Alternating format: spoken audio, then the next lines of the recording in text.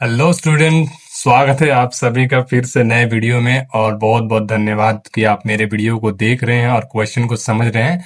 But कुछ लोग पूछ रहे थे कि सर आप सिर्फ बायोलॉजी ही क्यों कराते हो, आप केमिस्ट्री और फिजिक्स क्यों नहीं कराते हो। हमें केमिस्ट्री और फिजिक्स भी करना है। तो उनकी फरमाइश पे आज मैं केमिस्ट्री भी कराने वाला हूँ। तो इस चैप्टर में, इस वाला वीडियो में हम लोग केमिस्ट्री के ही क्वेश्चन करने जा रहे हैं। वहीं धड़ाधड़ अंदाज 15-20 मिनट में 30-35-40 क्वेश्चन हम लोग कर पाएंगे। ठीक है, तो बने रहेगा वीडियो के अंत तक। और चलिए क्वेश्चन को आज शुरू करते हैं। निम्नलिखित में कौन धातु सामान्य मुक्त अवस्था में पाया जाता है। पूछ रहे हैं इसमें से कौन सा जो धातु है वो मुक्त अवस्था में पाया जाता है। ठीक है ना, मुक्त अवस्था मतलब वो किसी और तत्व के साथ में नहीं जुड़ा हुआ होता है। ठीक है, तो मैं बता दूं कि वो तत्व फ्री स्टेट में पाए जाते हैं जिनमें क्या होता है, कोई दूसरे से रिएक्शन नहीं करते हैं। ठीक है ना, मतलब दूसरे से अभिक्रिया नहीं कर सकते हैं। कॉपर, एल्यूमिनियम, आयरन और गोल्ड। देखो, जो जो धातु है उसमें से ये जो है ना वो है सोना। ठीक है ना, जो सोना है वो क्या होता है, अक्रियाशील धातु है, वो जल्दी किसी से रिएक्शन नहीं करता है। इसलिए क्या होता है, वो मुक्त अवस्था में पाया जाता है। बाकी ये सारे अयस्क में और भी गंदगी इन लोगों के साथ में रहती है। आगे बढ़ते हैं। निम्नलिखित में कौन कथन सत्य है। ठीक है, पूछ रहा है कौन कथन सत्य है। इसमें से पूछ रहा है सभी अयस्क खनिज हैं, सभी खनिज अयस्क हैं, एक खनिज अनिष्क नहीं हो सकता है, एक अयस्क खनिज नहीं हो सकता है। इसमें से ए नंबर ऑप्शन क्या है, सही है। सभी अयस्क क्या है, खनिज है। आगे बढ़ते हैं। निम्नलिखित धातुओं में किसके निष्कर्षण में वैद्युत धातु कर्म का उपयोग होता है। पूछ रहा है इसमें से कौन सा धातु निकालने के लिए वैद्युत धातु कर्म की प्रक्रिया की जाती है। ठीक है, लोहा, लेड, सिल्वर और सोडियम। देखो, सोडियम को निकालने के लिए वैद्युत धातु कर्म का प्रयोग किया जाता है और किसी तत्व को निकालने के लिए धातु कर्म का प्रयोग नहीं कर सकते हैं। आगे बढ़ते हैं। निम्न जिसमें दो अलग अलग धातु उपस्थित है वो अयस्क है। पूछ रहे इसमें से कौन से अयस्क में दो धातु निकलते हैं। जनरली क्या होता है, जितने भी अयस्क होते हैं उसमें क्या होता है, एक ही धातु का निष्कर्षण होता है, लेकिन वो धातु का अयस्क बताना है जिसमें क्या होते हैं कि दो धातु निकल सकते हैं। हेमाटाइट, गैलेना, मैग्नेटाइट और कॉपर पैराइट। देखो, कॉपर पैराइट में वो होते हैं दो धातु। क्यों? क्योंकि देखो, कॉपर पैराइट का जो फॉर्मूला होता है वो होता है CuFeS2। ठीक है ना, तो इसमें कॉपर भी होता है और आयरन भी होता है। इसीलिए क्या है कि कॉपर पैराइट ही है वो अयस्क जिसमें दो धातु क्या होते हैं, मिलते हैं। आगे बढ़ते हैं। 1s2, 2s2, 2px1, 2py1, 2pz1 ये निम्नलिखित में से किस तत्व का इलेक्ट्रॉनिक विन्यास है। यहाँ पे इलेक्ट्रॉन गिनोगे तो 2 और 2 4 को यहाँ पे है, और 4 और 3 यहाँ पे कितने, 7 हुए, मतलब 7। और 7 किसका होता है, नाइट्रोजन का होता है, मतलब सी नंबर ऑप्शन सही है। आगे बढ़ते हैं। निम्नलिखित में कौन नाइट्रोजन का ऑक्साइड हंसाने वाला गैस है। पूछ रहे कौन सा नाइट्रोजन का ऑक्साइड है जो हंसाता है इंसानों को। ठीक है ना, जिसको सूंघने पर से लाफिंग गैस बोलते हैं, और उसका नाम जो है ना वो है नाइट्रस ऑक्साइड, याद कर लेना, N2O। आगे बढ़ते हैं। निम्नलिखित में किसकी बंध ऊर्जा सबसे अधिक होती है। ठीक है, ऑक्सीजन ऑक्सीजन के बीच, सल्फर सल्फर के बीच, सेलेनियम सेलेनियम के बीच और टेल्यूरियम टेल्यूरियम के बीच।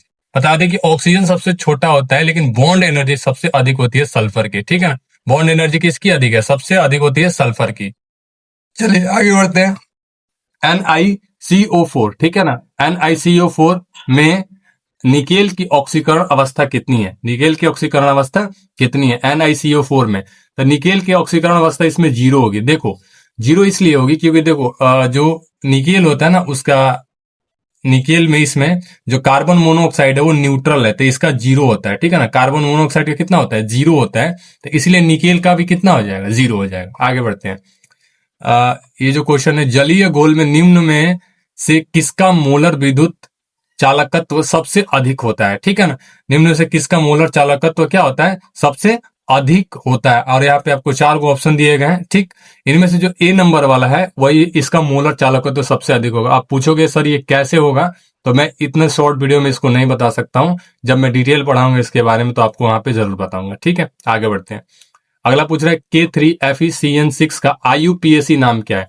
देखो, इसमें पोटेशियम 3 है और आयरन है और साइनाइड है। तो साइनाइड का होगा 6 गो, तो साइनाइड हेक्सा साइनोफेरोनेट, पोटेशियम हेक्सा साइनोफेरोनेट 3, मतलब ये चौथा नंबर ऑप्शन सही है। आगे बढ़ते हैं। विटामिन B12 में उपस्थित होता है, इसमें से क्या उपस्थित होता है विटामिन B12 में, कोबाल्ट, मैग्नीशियम, लोहा और निकेल। देखो, विटामिन B12 जो होता है उसमें कोबाल्ट स्थित होता है, इसलिए तो विटामिन B12 का नाम कोबालामाइन भी होता है। ठीक है, आगे बढ़ते हैं। पूछ रहा है इसमें से कि NiC2O4 का 3 जो है 4 माइनस में निकेल की समन्वयन संख्या कितनी है। ठीक है, निकेल की समन्वयन संख्या वो है, इसमें निकेल की समन्वयन संख्या 6 होती है। ठीक है ना, अब कुछ कुछ क्वेश्चन है जिसको मैं यहाँ पे इतने शॉर्ट टाइम में नहीं करवा पा रहा हूँ, ठीक है ना, इग्नोर करना, बट ये समझ लो कि ये 6 आंसर है इसका। आगे बढ़ते हैं। पूछ रहा है CH3 CH CH3 CH2 Cl2, ठीक है ना, इसका नाम क्या है? देखो क्लोरीन 1 नंबर पे लगा है तो ये फर्स्ट क्लोरो है। अब मिथाइल कितने नंबर पे लगा है? तो ये तीसरे नंबर पे लगा है, मतलब 1 क्लोरो, ठीक है ना, 1 2 3, 1 क्लोरो 3 मेथिल ब्यूटेन होगा ये, ठीक है ना। 1 2 3 नंबर पे लगा है तो 1 क्लोरो 3 मेथिल ब्यूटेन, मतलब सी नंबर ऑप्शन सही है। आगे बढ़ते हैं। ये पूछ रहा है C2H5Br और NaOH की जो अभिक्रिया कराई गई निम्नलिखित में से किस प्रकार की अभिक्रिया? आपको पता होगा ये C2Br और NaOH की जो अभिक्रिया होती है और इलेक्ट्रोफिलिक नहीं होती है, और नाभिक स्नेही होती है। कैसी होती है? नाभिक स्नेही होती है, जिसको हम लोग क्या बोलते हैं? नाभिक स्नेही विस्थापन अभिक्रिया। आगे बोलते हैं, आगे बढ़ते हैं। निम्नलिखित में ऑर्थोफॉस्फोरिक अम्ल का अणुसूत्र क्या है? ऑर्थोफॉस्फोरिक अम्ल का अणुसूत्र H3PO4 होता है, ठीक है, सिंपल याद रखना बस, इसमें कुछ सोचने वाला नहीं। अगला, XeF4 का संरचना कैसा होता है? चतुष्फलकीय, अष्टफलकीय, वर्गतलीय और इनमें से कोई नहीं है। देखो XeF4 का जो संरचना होता है वो होता है वर्गतलीय, याद रखना। आगे बढ़ते हैं। निम्नलिखित में से कौन हैलोजन धनात्मक ऑक्सीकरण अवस्था प्रदर्शित नहीं करता है? पूछे इसमें से कौन सा ऐसा हैलोजन है जो धनात्मक ऑक्सीकरण अवस्था नहीं प्रदर्शित करता है? आयोडीन, ब्रोमीन, क्लोरीन और फ्लोरीन। देखो जो फ्लोरीन है ना वो धनात्मक ऑक्सीकरण अवस्था प्रदर्शित कभी नहीं करता है, क्योंकि सबसे विद्युत ऋणात्मक तत्व है ये पूरे आवर्त सारणी का। तो ऑप्शन नंबर 4 इसका सही है। आगे बढ़ते हैं। निम्नलिखित में किसका बंध कोण सबसे छोटा होता है? ठीक है ना, देखो धातु जितना बड़ा होगा और उसके साथ हाइड्रोजन लगा है उसका बंध उतना छोटा होगा, मतलब टेल्यूरियम H2T। ठीक है, आगे बढ़ते हैं। निम्नलिखित में किसमें अयुग्मित इलेक्ट्रॉनों की संख्या अधिक होती है? ठीक है ना, मैग्नीशियम 2+, Ti3+, V3+, ठीक है, और Fe3+। ठीक, तो इसमें जो डी नंबर है Fe3+, इसमें इलेक्ट्रॉनों की संख्या बहुत अधिक होगी। अब ये पूछोगे कैसे सर, तो बताएंगे कि इसका इलेक्ट्रॉनिक विन्यास लिखना, तब समझ में आएगा कि इसका कैसे Fe3+ में सबसे अधिक है। ठीक है, क्रोमियम की अधिकतम ऑक्सीकरण अवस्था है। क्रोमियम की अधिकरण अवस्था, क्रोमियम मैक्सिमम कितना ऑक्सीकरण अवस्था इसमें क्या है दिखा सकता है, वो है +6। क्रोमियम +2, +3, +4 सब दिखाता है, +6 तक मैक्सिमम ऑक्सीकरण अवस्था इसका क्या होता है, जा सकता है। आगे बढ़ते हैं। Cu2+ माने मतलब कार्बन में कितने अयुग्मित इलेक्ट्रॉनों की संख्या है? ठीक है ना, Cu2+ में इसमें एक बस लास्ट में बचता है अयुग्मित इलेक्ट्रॉनों की संख्या। आगे बढ़ते हैं। परासरणीय विलयन किसके बराबर होता है? पूछ रहा है परासरणीय विलयन किसके बराबर होता है? घनत्व के, नॉर्मलता के, शक्ति के और मोलर सांद्रण के। देखो सम परासरणीय विलयन मोलर सांद्रण के क्या होता है, बराबर होता है। अगला, HCl और H2O के एजियोट्रॉपिक मिश्रण में कितना परसेंट क्या होता है, HCl रहता है। पूछ रहे कितना परसेंट HCl रहता है? तो HCl और H2O के एजियोट्रॉपिक मिश्रण में ना 20.2% क्या होता है, HCl होता है। ये पूरा किताब का लाइन है। आगे बढ़ते हैं। ये पूछ रहा है कि ये जो क्वेश्चन यहाँ पे दिया इसका आंसर होगा 31.76। अब इसको सॉल्व करना पड़ेगा, पूरा टाइम लग जाएगा, ठीक है ना, इसीलिए मैं इसको सॉल्व नहीं कर रहा।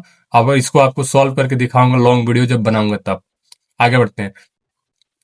चालकत्व सेल का सेल स्थिरांक क्या होता है? चालकत्व सेल का सेल स्थिरांक क्या होता है? ठीक है ना, तो चालकत्व सेल का A/L होता है। आगे बढ़ते हैं।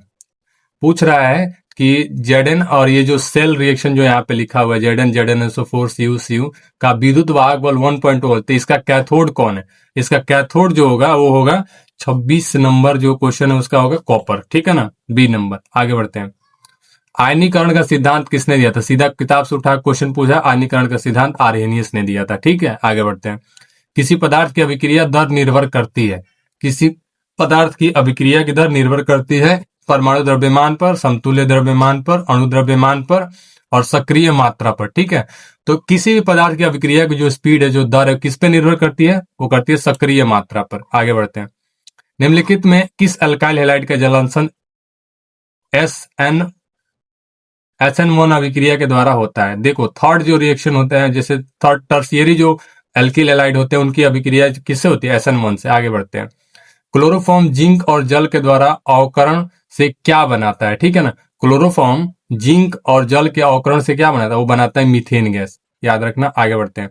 जब एथिल ब्रोमाइड की अभिक्रिया शुष्क सिल्वर क्लोराइड सिल्वर ऑक्साइड से कराई जाती है तो बनता है die ethyl ether, ethanol, ethene और एथेन। देखो जब एथिल ब्रोमाइड की अभिक्रिया कराई जाती है शुष्क सिल्वर के ऑक्साइड से तो उसमें वो क्या बनता है? डाई एथिल ईथर बनता है। ठीक है, और ये ईथर बनाने की अभिक्रिया है। आगे बढ़ते हैं। ल्यूकास अभिकर्मक है। ल्यूकास क्या है? अभिकर्मक है। तो इसमें ल्यूकास जो अभिकर्मक है उसको बोलते हैं अनाद्र ZnCl2 और साथ में क्या है? सांद्र HCl होना चाहिए। मतलब इसका बी नंबर ऑप्शन क्या है? सही है। बी नंबर ऑप्शन सही है। अनाद्र ZnCl2 और सांद्र HCl। आगे बढ़ते हैं। ब्यूटेन 2 ऑल है। क्या है? पूछ रहा प्राइमरी अल्कोहल, सेकेंडरी, टर्शियरी और ट्राईहाइड्रिक। ठीक है, तो देखो ब्यूटेन 2 ऑल जो है 2 पे नंबर पे होगा तो सेकेंडरी अल्कोहल होगा। आगे बढ़ते हैं।